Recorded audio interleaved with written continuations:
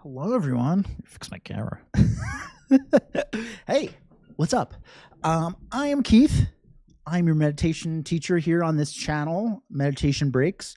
And on this channel, each week we look at some different things we can do with meditation. We try to mix it up a little bit because there's a lot that meditation can bring to your day, your life, whatever. And everyone is here for a different reason. Maybe you're here because you want to use it to relax.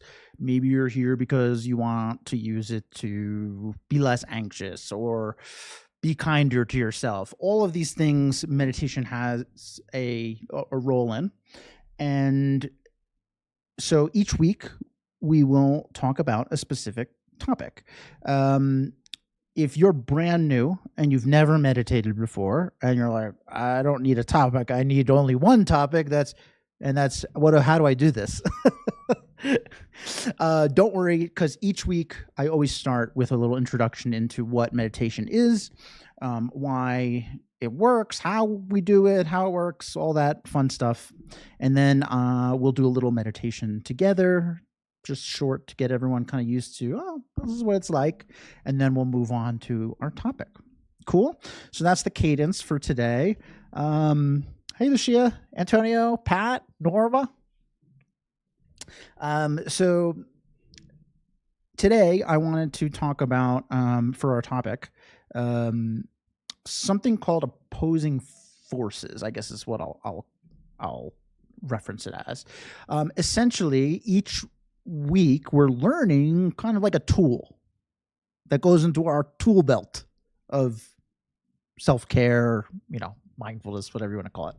And that's great, but knowing when to use each of these techniques is also really important.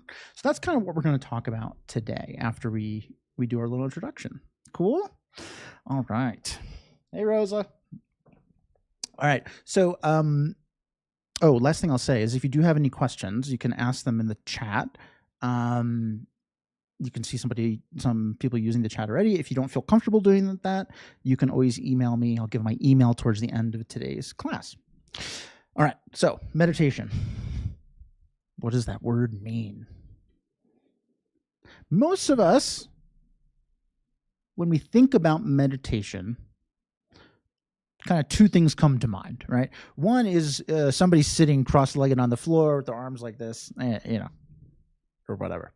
If you Googled meditation, that would come up a million times. And the other is relaxation, right? These are two things that are very often associated with meditation.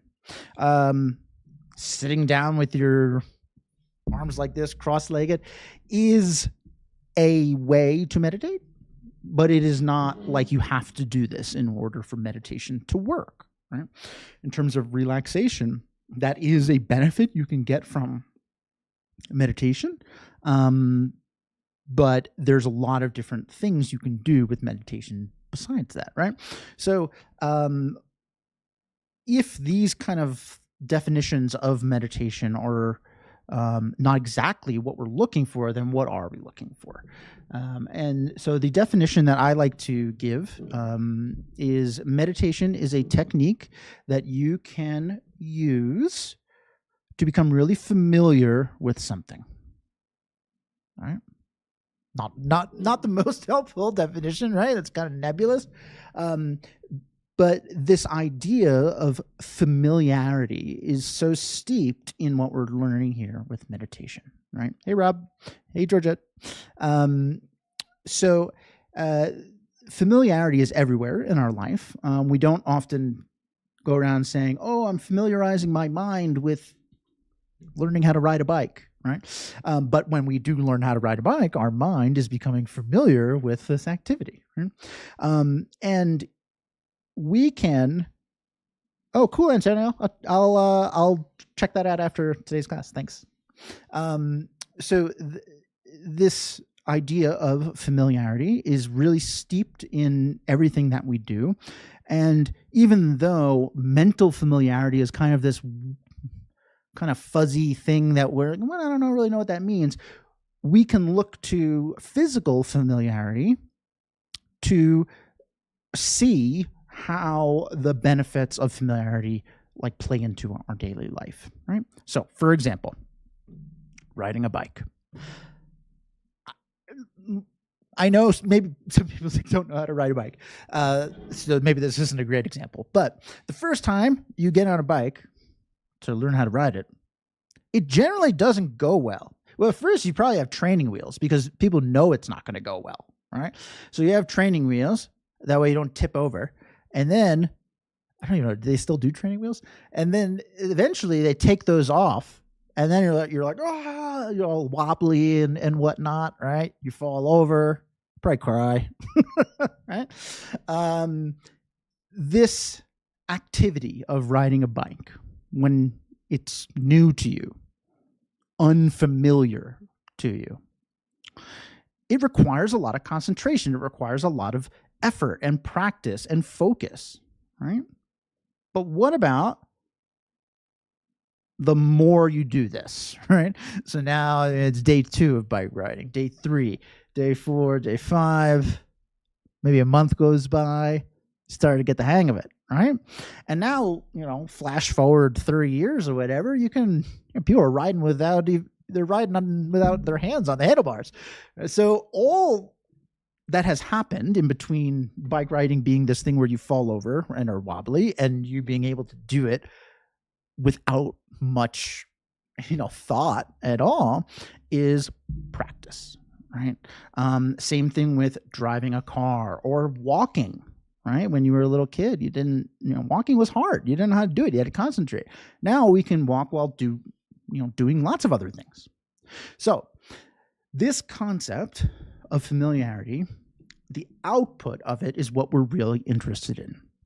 The more familiar you are with a thing, the more regularly it shows up. The more easily it kind of surfaces or requires less concentration, that kind of thing, right? And this is true for mental familiarity as well, right? So in terms of relaxation, right? A lot of us get into meditation to relax, and we think meditation relaxes me. When I meditate, I'm relaxed. Meditation does not relax you. What it does is it teaches you to become really familiar with relaxed you. There is a version of you that is really relaxed, and I know that we probably want it to come out more often.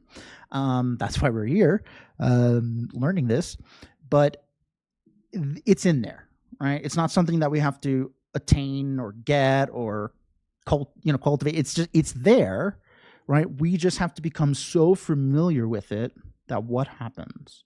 Same thing as riding a bike or walking or anything that we've learned over a long period of time. It starts to show up more readily, right? We start to be more relaxed, more peaceful without having to try. And that is our goal here. And that's the beauty of meditation, is it's a way for you to start to dictate what do you want to be your kind of default?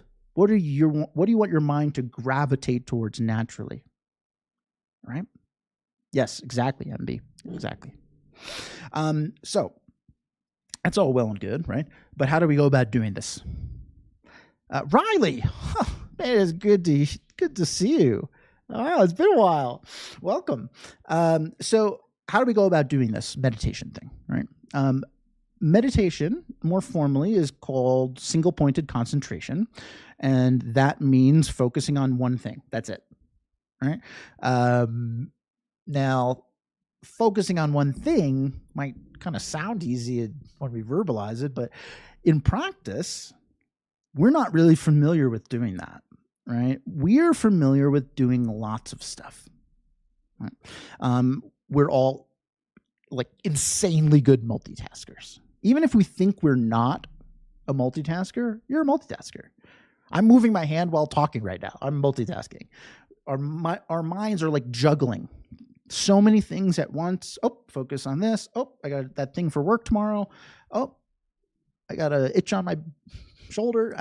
I don't know. Right? Our mind is constantly being asked to juggle. And so when we then try to do single pointed concentration, meditation, where we're focusing on one thing, sometimes our mind's like, hey, what are you doing? There's resistance, right? So if when we do a little meditation here, you're like, man, I'm having trouble focusing or whatever, it doesn't mean you're not good at meditation. It's just that your mind is not familiar with what you're asking it to do, because your mind does what it's familiar with, right? So the more familiar your mind is with practicing meditation, the easier it's going to be to kind of get into that groove, right? So we're going to focus single pointedly on something, in this case, our breath, called breathing meditation. All that is a meditation where the breath is the thing we're focusing on. We're going to focus so single pointedly on our breath that something really interesting is going to start to happen. All of the things our mind is juggling, right? All of the, things that are pulling for our attention, like, oh, think about that thing at work. Oh, what am I going to eat later for dinner? All of these thoughts that are constantly bouncing around in our mind, they're going to start to fade into the background. It's as if we're filling our mind so exclusively with our, focus on the breath that there's no room for the other stuff. And when our mind stops juggling all of these pins, it naturally relaxes a bit, right? So, we're going to do a little breathing meditation now. Breathing meditation is a really great way of kind of getting started, learning how to meditate. Your breath is always with you, which is what I think is the best part of breathing meditation, because that teaches you something really important. You don't need perfect conditions to do this. It would be nice to go sit by a serene lake, but it's not necessary. It'd be nice maybe to go sit on a mountaintop, but it's not necessary. You don't have to go live in a cave or leave your friends behind or remove all your worldly possessions to do this. Like, you can learn this technique just by a little practice in your breath, right? So we're going to do breathing meditation, and it's 3 steps. That's it. Step 1 is we're going to make a little promise to ourselves, set an intention to do this thing. I know it sounds maybe unnecessary, but often we find ourselves single pointedly concentrating on something, but not on purpose. Like, it just happens. Maybe if we're in the zone at work or something like that, right?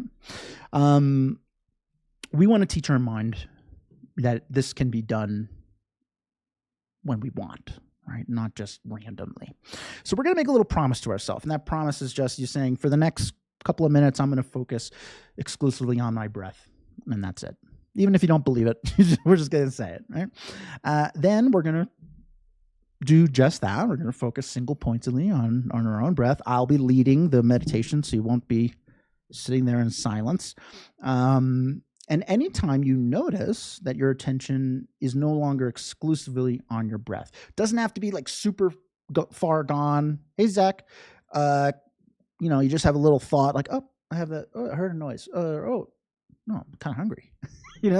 Whenever your mind does that type of thing, then we're just going to say not right now to those thoughts. They're not bad. We're not labeling them as wrong or intrusive, just not now, right? We're going to say not right now to those thoughts. We will get to them later, and then we're going to guide our attention back to our breath. That's it. Choose to focus single pointedly on your breath. Notice when your attention drifts, bring your attention back. I'm going to do like a little loop of this. Cool? And B, I find it too hard to use meditation to make decisions.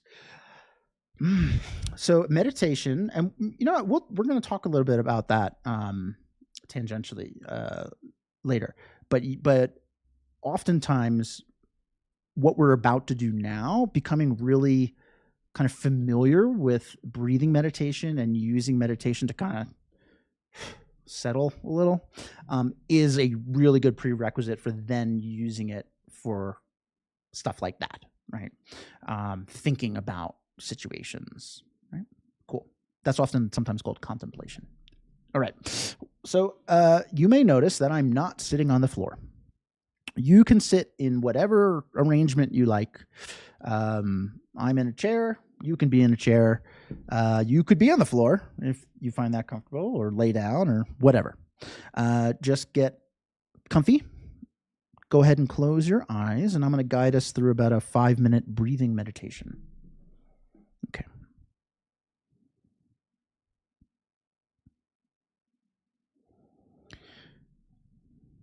Whenever we start a meditation, it's good to take a moment and check in, to ask yourself, how am I feeling right now? In this exact moment.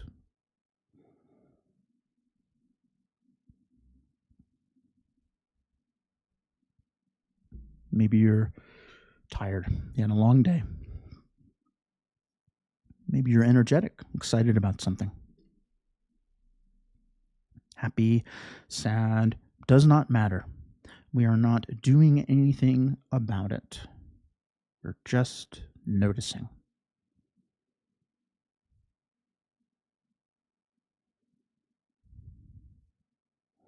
This is something called mindfulness. We're going to talk a lot about that today. Mindfulness is an active awareness of your own thoughts, moment to moment, for the purpose of being able to respond skillfully to those thoughts. So take a moment and check in.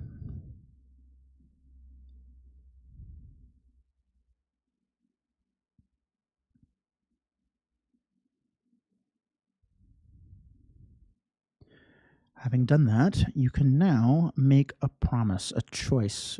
You're setting an intention, and that intention is to focus single-pointedly on your own breath for the next few minutes to the best of your ability. Make that promise to yourself.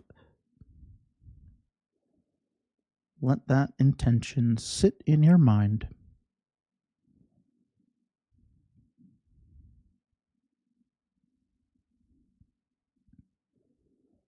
And then do exactly that.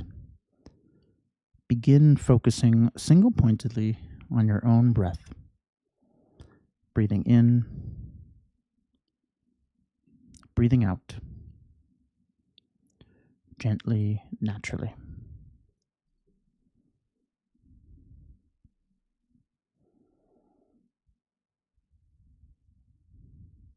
You do not need to change anything about how you breathe here. No need for deep inhales or forceful exhales. Just breathe normally.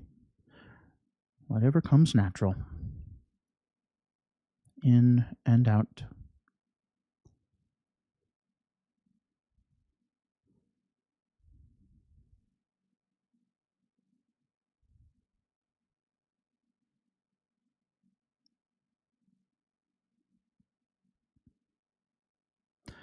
At some point, you may notice your mind splitting its attention, no longer focusing single-pointedly on your own breath. Maybe you're thinking about something you have to do later after this class. Maybe you're thinking about something that happened earlier today. Whenever you notice your mind drifting in this way, we can just say, not right now, to those thoughts. We will get to them later. Actually, imagine yourself placing those thoughts beside you.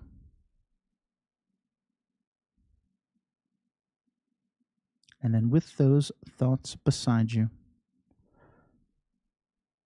turn your attention back to breathing in and out gently, naturally.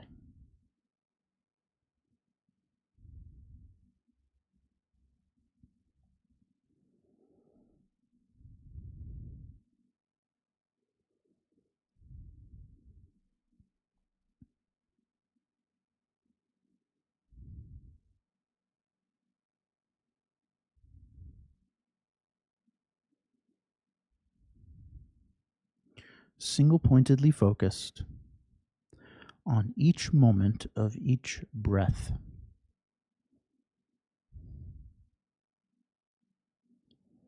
Can you follow every moment of breathing? As you inhale, can you visualize the air entering your body? Can you feel your lungs expanding to make room?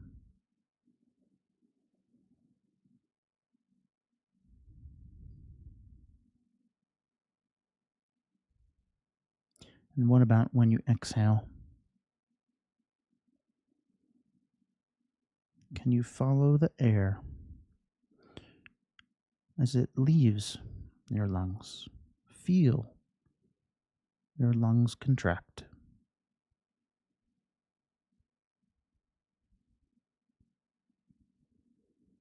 Can you watch that air as it exits your body?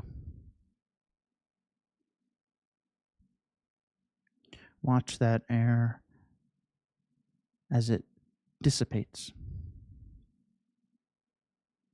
into the atmosphere.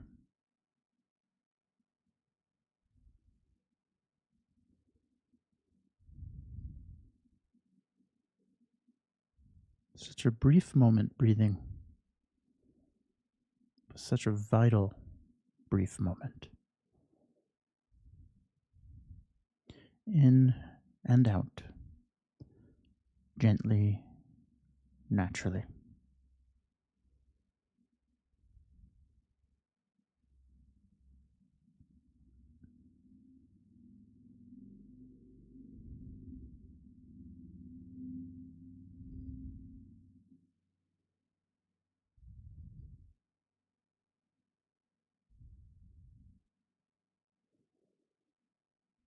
Keep bringing your attention back to your own breath whenever you notice your mind drifting.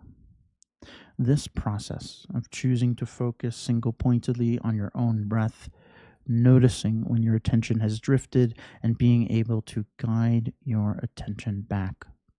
That is meditation. You are training in the technique of meditation right now.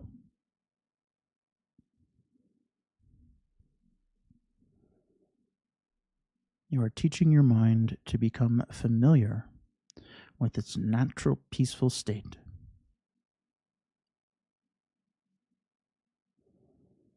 You're teaching your mind to focus on what you want to focus on.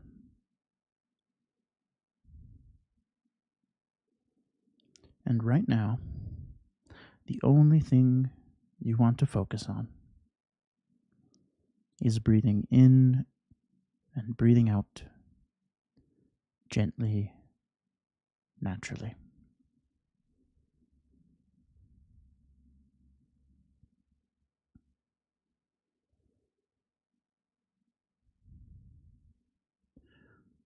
So just for the last few moments, just continue to sit here, enjoying breathing. No need to think about too much. Take a little time for yourself.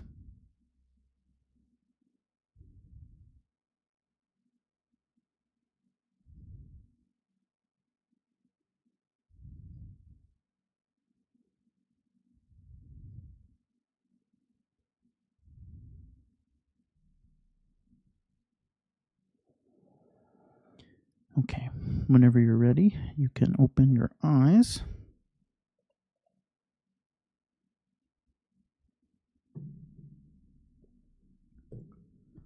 Hi, welcome back.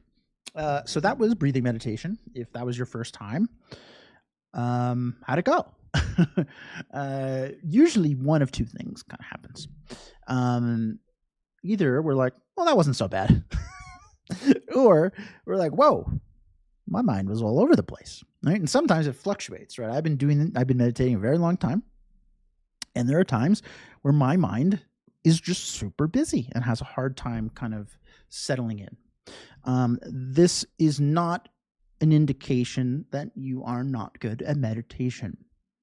This is an indication that your mind is very familiar with being busy.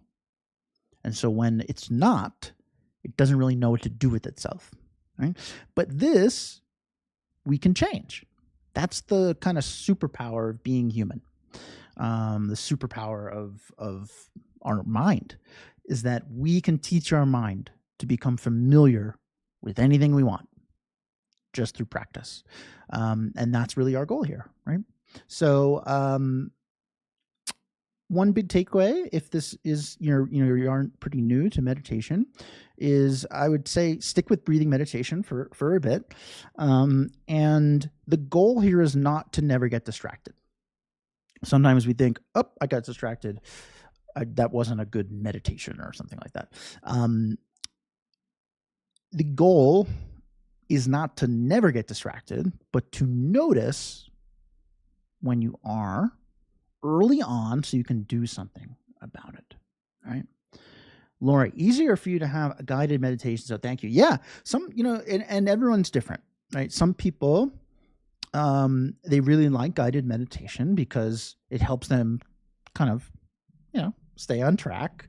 Others get distracted by, talking and would rather do it on their own. And there's a lot of people in between. So everyone's different. But if you find guided meditation is helpful for you, then stick with that, right? All meditation, breathing meditation, anything else we learn, it's all equally awesome. It's all equally beneficial. It's not like, oh, if I don't do breathing meditation, it's not as good as blah, blah, blah. Cool? All right. So we're going to move on to our topic. And this topic is, it's one of my favorites. I feel like I always say that, but I find this to be a very practical way of looking at how meditation can help us. MB, we are going to talk about that, right? Reading my notes. This is a really practical kind of application of meditation, right? And what we're going to be talking about is cool. We learned how to do breathing meditation. If you've been coming around here, a lot over the years, we've learned a lot of things, right? That's great. But in the moment, and somebody hit on this a little earlier about, I can't remember who it was, but this idea that when it's hard to meditate when you're kind of in the throes of being anxious or whatnot. And we're not really sure, well, which meditation should I do? What technique should I employ? So this class is all about understanding how we can start to recognize what our mind is up to and then what it needs from us. Cool? Okay. So when we think about how we respond to things right now, currently, it kind of goes something like this. Something happens, right? Good, bad, whatever. Right? Something happens. We step on a tack. I don't know. Weird one. And we eat a piece of fruit. I don't know. Something happens. And we have an instinctive mental response or thought to this. Right? And these instinctive mental responses are very much steeped in familiarity, right? The first time that we have an itch, we're like, The second time, it keeps happening. We're like, the heck's going on, right? So over time, we start to make these associations with something happening. Something happens and we like it or don't like it, or it's bad or good or fun or not fun, etc. Right? So we have that instinctive mental response, and then we have a physical response, right? Or we get angry, right? MB, how can we use meditation to become unfamiliar with things that are annoying, right? So this concept, instinctive mental response into a physical response, is kind of how we operate. And then later on, if we're lucky, we'll analyze this situation, this physical response and our mental response, and we will try to determine if it was correct. All right? So that's kind of our cadence. What we want to do is start to introduce a level of mindfulness, kind of a buzzword, I know, but it's mindfulness. You can just think of it as monitoring what your mind is up to, checking in for the purpose of being able to respond skillfully, right? So where can we insert that into this cadence to maybe help with how we respond to things, to understand how we can respond, right? All right, something happens. Can't really change anything there. We have an instinctive mental response, right? That's going to happen. Our mind works really fast, right? What about if now we analyze the thought a little bit? And we can't always do this. Sometimes, we put our hand on a stove. We're not like, well, my hand is hot. So go like that. But for a lot of things where we're getting frustrated, if we can insert this step where we think about the mental response before the physical one, it can really change our day. It can change how we respond to things, our reactions. So this is kind of what we're trying to achieve here with meditation. We're trying to understand more about how our mind works and gain some tools and techniques to be able to troubleshoot our mind. All right. So the analogy I kind of have been gravitating to with regards to this is like a toolbox, right? Or like a tool belt or something like that. I don't know. Whatever's easier. If you don't like carrying stuff, you can wear it around your waist. So we're going to go fix something in our house, right? There's a couple things we need, right? Well, we need the tools to do it. If we don't have the tools to do it, it's going to be really hard. If we don't have a hammer, it's really hard to put a nail in, right? Like get like a pot or something. We also kind of need a tool belt, right? Because there's a lot of tools that we might need, and it's hard for us to carry all of them, right? So we need something that has them all like organized and, maybe labeled, right? And then the third thing we need is the instruction manuals for these tools, because some of them are complicated, right? I'm not a new homeowner, but I'm not the most handy, and sometimes I'm like, I don't know how this thing works, right? So the tools in this example are these kind of classes, are the realizations that we have when we're meditating, the things that we talk about here, the gratitude meditations we've done, breathing techniques, all of these are tools. Our tool belt is up here, our mind, right? And so all of these things that we learn, we want them to be in our tool belt, right? We don't want to forget them, right? And so we're putting them in our tool belt.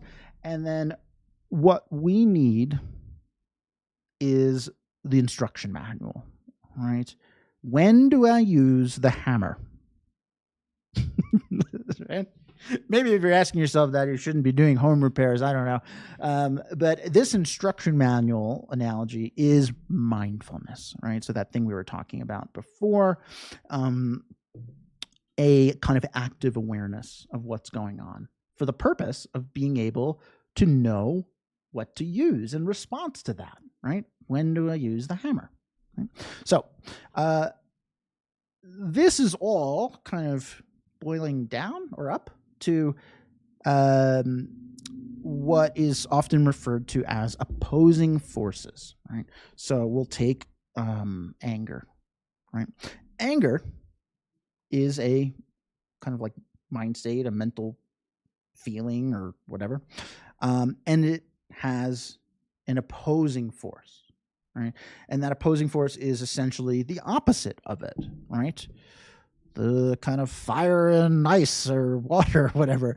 So anger, the opposite, the opposing force, is patience. Right? So anger is when we think things should be different than they are. Right? That's when we get angry or frustrated. Ugh. Why the heck did they cut me off? They shouldn't be doing that. Things should be different than they are. They cut me off, but they shouldn't. Right?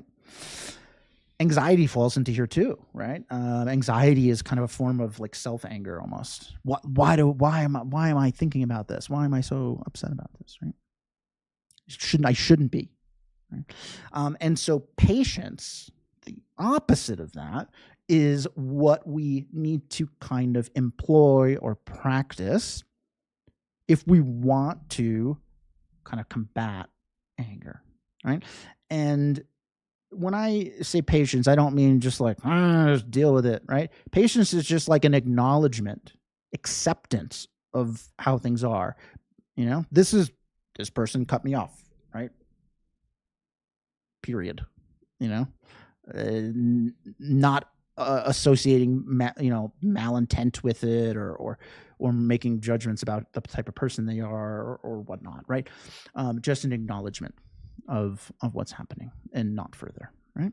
So these two feelings, these opposing forces, we're going to imagine them being on like a scale. This is a scale, right?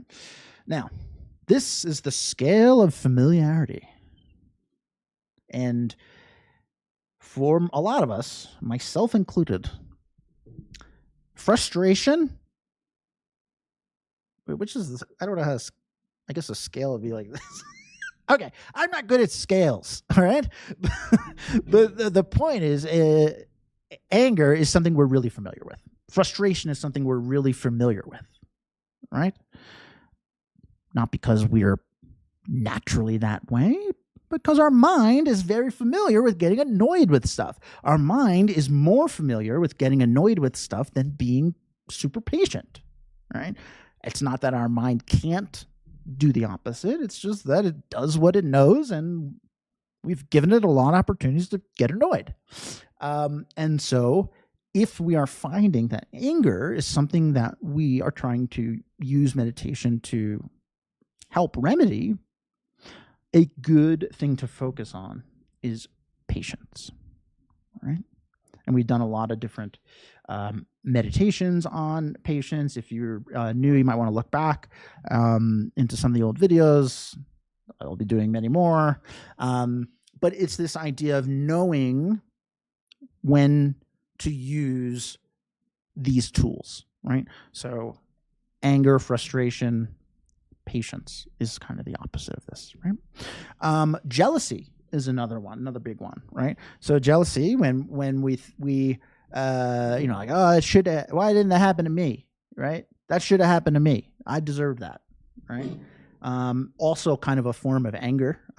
Things should be different than they are. This one, I would say, like the opposing force, the thing to focus on here, if you're finding that is a mental state you're dealing with, is rejoicing in others' good fortune, right? And this one can be a little challenging because the whole concept of jealousy is we're not really happy about what other people have got.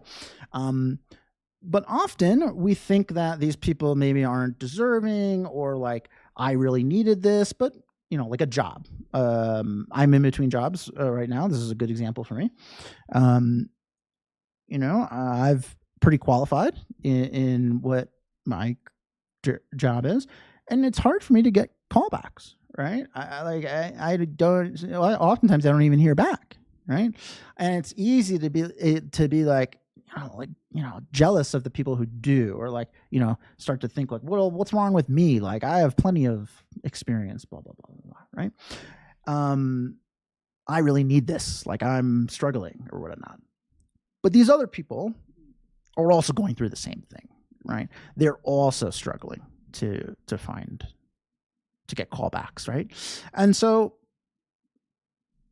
it's nice that they have this relief, right? So this is a level of like compassion. So this is using jealousy and kind of weaving in some of the compassion-based trainings that we've done here, right? So jealousy, compassion, or rejoicing in others' good fortune, right? Procrastination, big one. This one's huge for me. Procrastination. The opposing force is effort. Procrastination is effort is right? So if we find that we are procrastinating a lot, right, what we want to do is employ some of the techniques to encourage effort. And a lot of times that's, like, I know sometimes we get the advice from friends like, oh, just do it. Like that's like the Nike slogan, just do it. Yeah. Like, is that easy? Because we're so familiar with putting things off, right? That kind of comes naturally. It's not that our mind can't show natural effort, right? It's just that it's super familiar with procrastinating. So we have to find some ways to familiarize our mind with the benefits of doing now, right? This is a really interesting topic because it deals a lot with something called impermanence. Impermanence is this concept that things won't be as they are right now always, right? And when we procrastinate, we kind of make an assumption, we'll have time to do this later. I'll do it later. Right? But we can't say that with certainty. Life is very unpredictable. You see that in the news all the time, right? And so thinking about that, realizing how impermanent things are, opportunities are, is a good way to help combat procrastinating, right? Cool. And then the last one I'm going to talk about here today, and it's probably the biggest one, and maybe the most complicated, is this the opposing force of ignorance and wisdom, right? Now, ignorance isn't like, oh, this person's like dumb or something like that, right? Ignorance is just a non-investigation, all right? Ignorance is like a face, oh, that's how that is, without any investigation. Wisdom, on the other hand, is investigating to see something specific, and that thing are the way things appear to me, the way they actually are. It appears this person that cut me off is a jerk. Is that true? Is that the way things are? Could they just be racing to go to the hospital or something like that? So this idea of investigation is really important for meditation, and it's the basis of what is kind of referred to as wisdom, right? Knowing the way things are versus the way that they appear to be. Cool? So this is kind of like a class in illuminating that there are relationships between mind states: anger, patience, maybe you already know this, like jealousy, compassion, procrastination, effort, motivation kind of thing, or impermanence, if you really want to get deep about it. And then this idea of ignorance, non-investigation, versus wisdom, investigation. All right. Cool. So we're going to do a little meditation together, and we're going to do one on one of these kind of opposing forces. And the goal, we're not really doing that in the meditation, but the goal with this whole kind of class is so you can start to check in to recognize, what is your mind up to? What of these tools do I need to employ? Right? So what I think we're going to do? We're going to do a breathing meditation. And we're going to check in more often during it, right?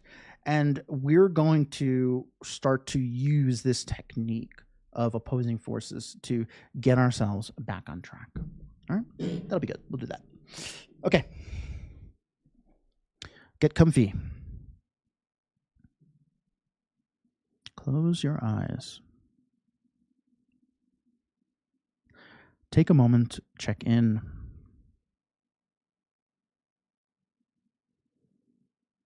What's your mind up to? We're not comparing it to before. Before is done. All we're focusing on is now. What is your mind up to now?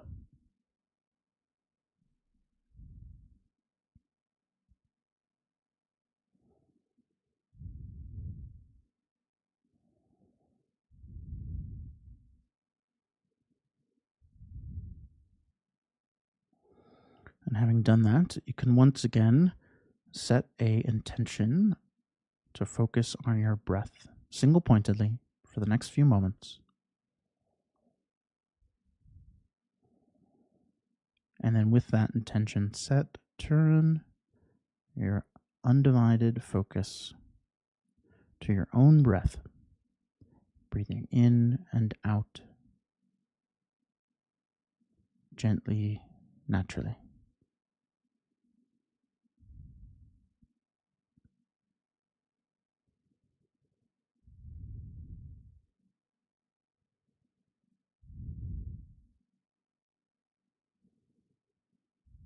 Smooth, gentle breaths.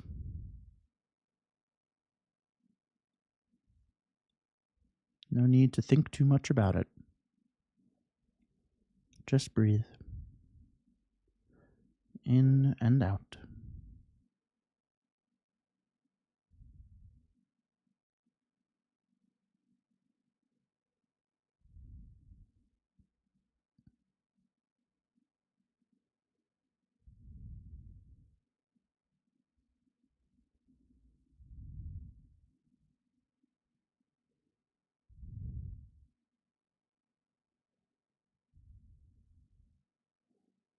And check in with yourself. Where is your mind? Is it drifting? Is it still single-pointedly on your breath? If it's drifted, does that frustrate you? Or not?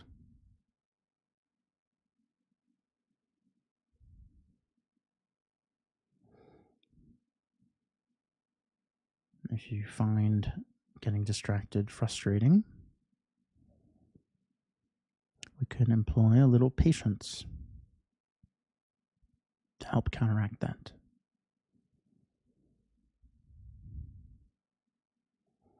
Patience in acknowledging that this is a new technique for us. And just like anything new that we attempt, it will take time to become second nature. Patience.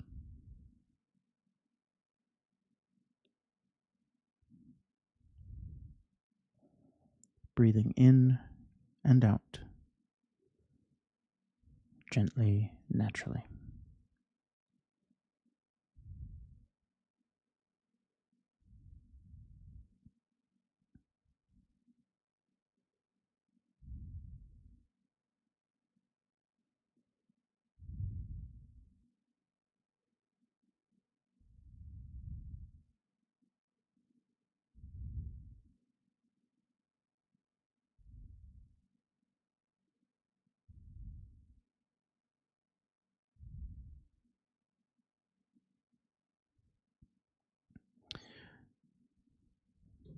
Maybe you want to start a meditation routine. If so, you might find yourself battling procrastination. This idea of I'll do it later.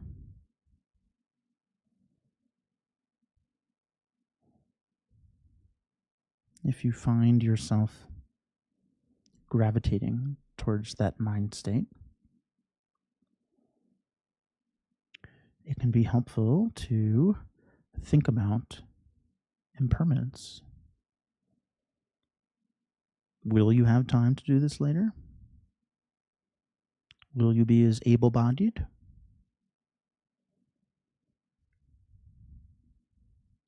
Opportunities are fleeting, just like everything.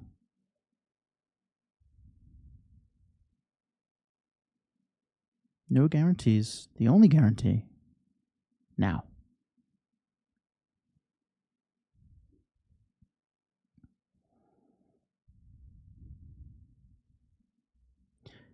Effort.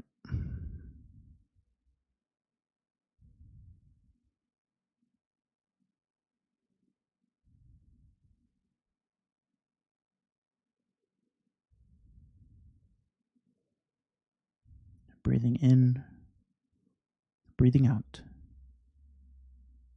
gently and naturally.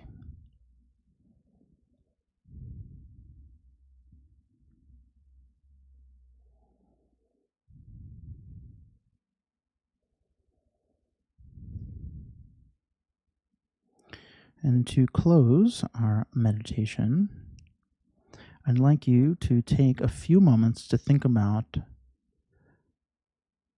how would your life be changed for the better if you were able to commit to memory these relationships, these opposing forces, if you were able to notice them early on, catch the fire before it spreads, how would that change your response to situations? How would that improve your relationships? Relationships with others and yourself?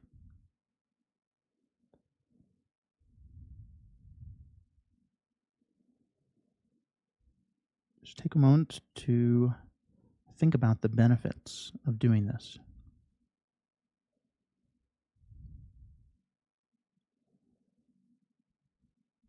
These benefits are a reminder of why this meditating, training in these techniques is such a good use of time.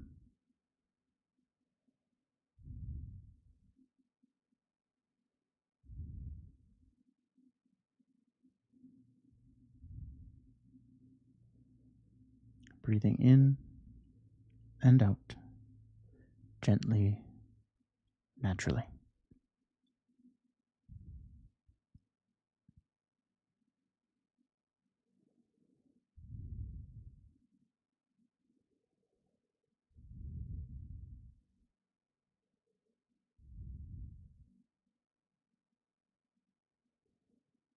Okay.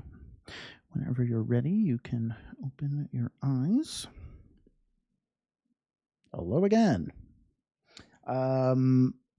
So breathing meditation, same thing as we did originally, though we kind of weaved in a little bit of contemplation, right?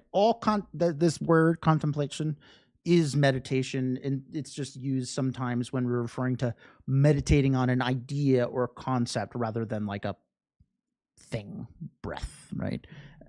So we're thinking about like the relationship between anger and patience is like a contemplation, but it's still the same thing. We're focusing on it single pointedly to try to gain some familiarity with the relationship between these two things. So if you're doing this on your own and you want to kind of think about like a situation, like MB was talking about, finding it hard to use meditation to make decisions, right? This is a good practice for gaining some proficiency in that. All right. Cool. All right. If you had a great time, thanks, Rosa and Pat. If you had a great time, great. Please come on back next week. We'll talk about something else meditation related. I think I have to go check my email, but I think somebody asked for a specific topic, so I'll go and look at that.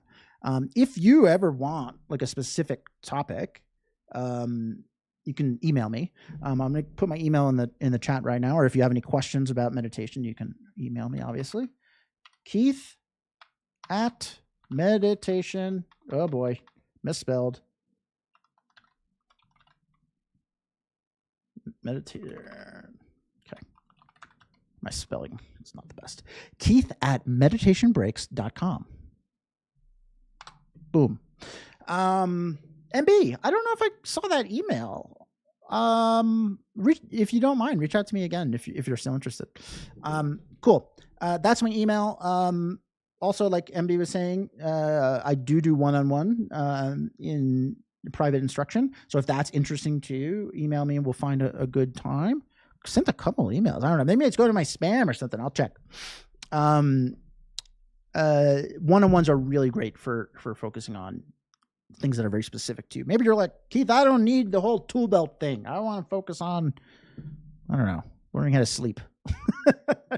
Right, we can talk about that. All right.